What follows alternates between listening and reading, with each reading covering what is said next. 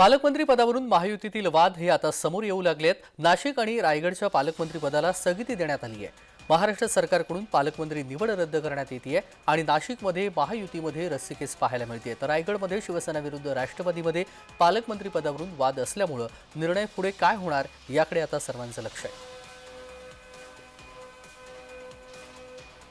शिवसैनिकांमध्ये नाराजी होती आणि या नाराजीचं रूपांतर आंदोलनामध्ये झालं। गेले 2 दिवस आपण ते पाहिलं। आज सकाळीच आमची दुपारी मीटिंग झाल्यानंतर राजीनामा सत्र सुरू झालं। संपूर्ण जिल्ह्यातल्या पदाधिकाऱ्यांनी राजीनामे दिले आणि त्या आंदोलनाची दखल, या नाराजीची दखल आदरणीय महाराष्ट्र राज्याचे मुख्यमंत्री फडणवीस साहेब यांनी घेतली। त्याचबरोबर शिंदे साहेबांनी सुद्धा याची दखल घेतली। अजितदादांनी याची दखल घेऊन या नियुक्तीला स्टे दिला। आमच्या महायुतीमध्ये काय चाललंय याच्यात संजय राऊत सारख्याने नाक खुपसायचं काही कारण नाही। 1-2 ठिकाणी जे काही आता स्थगिती देण्यात आली त्याचं कारण कशी आहेत,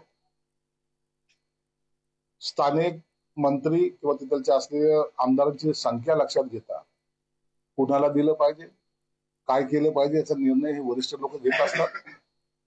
म्हणून जर मुख्यमंत्र्यांनी त्यांना स्थगिती दिली असेल, उद्या परवा दिवशी मुख्यमंत्री जेव्हा येतील भारतात त्या टायमाला त्याच्यावर योग्य तो निर्णय सुद्धा होईल।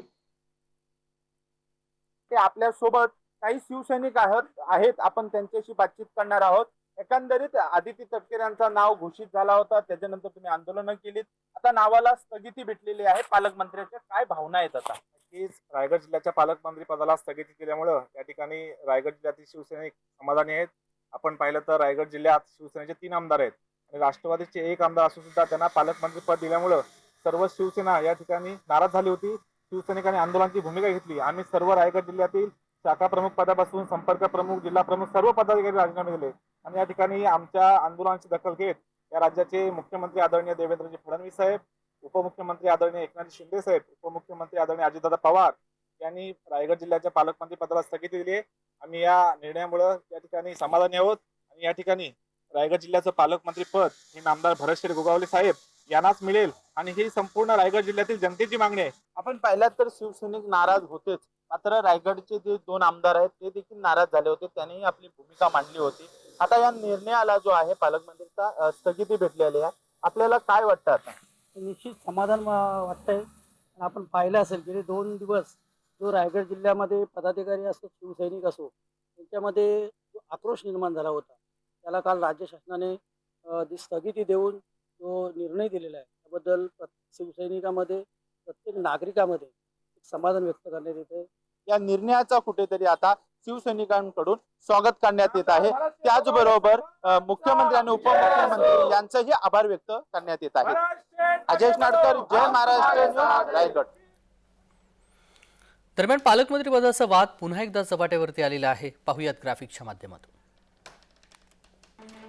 नाशिकमध्ये राष्ट्रवादीचा 2 मंत्र्यांना पालकमंत्रीपद, माणिकराव कोकाटेंना नंदुरबारचं पालकमंत्रीपद, नरहरी झिरवाळ यांना हिंगोलीची जबाबदारी देण्यात आली आहे। शिवसेनेचे दादा भुसे मागील सरकारमध्ये नाशिकचे पालकमंत्री। यावेळी भुसे यांना डावलत गिरीश महाजन यांच्याकडे नाशिक पालकमंत्रीपदाची धुरा देण्यात आली। तिन्ही ज्येष्ठ नेत्यांना पालकमंत्रीपद भुसेंना डावलल्यानं समर्थक मात्र नाराज झाले।